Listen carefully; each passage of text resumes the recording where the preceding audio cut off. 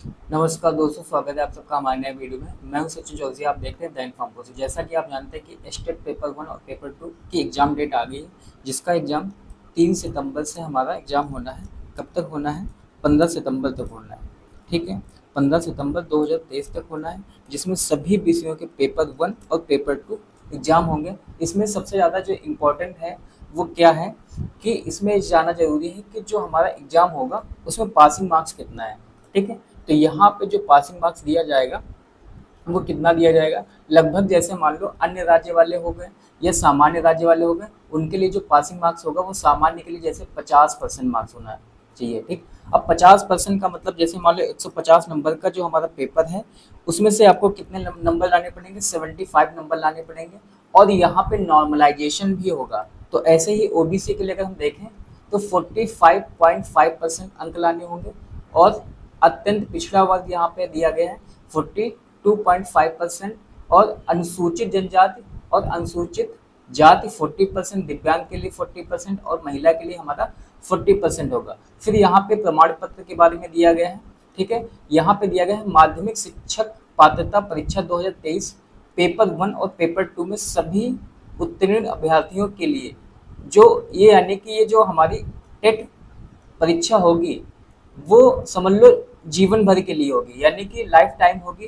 दूसरी चीज़ यहाँ पे दी गई है कि जैसे मान लो जो नॉर्मलाइजेशन होगा, जैसा कि आप सभी लोग जानते हैं जो एग्जाम होना है वो सीबीटी बेस्ड होना है। ठीक है, सीबीटी बेस्ड एग्जाम होगा, है ना, कंप्यूटर के आधारित पे, और अलग अलग शिफ्टों में होगा। यानी कि जैसे मान लो हमने बताया था कि 3 तारीख से 15 सितंबर तक एग्जाम होना है। ठीक है, तो नंबर ऑफ शिफ्ट ज़्यादा हो जाएंगे, किसी का आसान पेपर आ सकता है और किसी का टफ पेपर आ सकता है।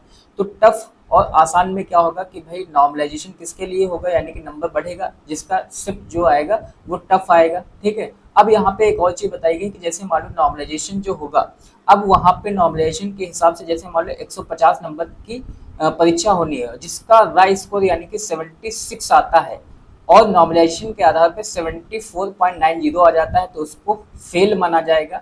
यानी कि ये 150 का 50% नहीं हुआ तो रिजल्ट क्या होगा? अनुत्तीर्ण घोषित होगा।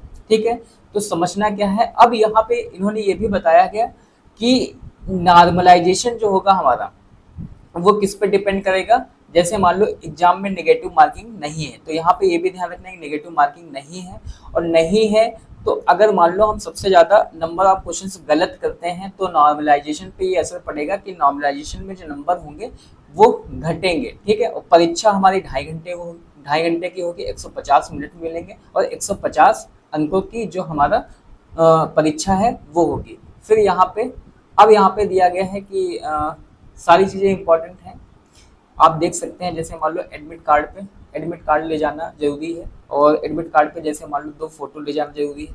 और भी वहाँ पे ये भी इम्पोर्टेंट है कि जैसे मान लो परीक्षा होगी, जैसे पिछली बार सीटेट का ऑनलाइन पेपर आया था।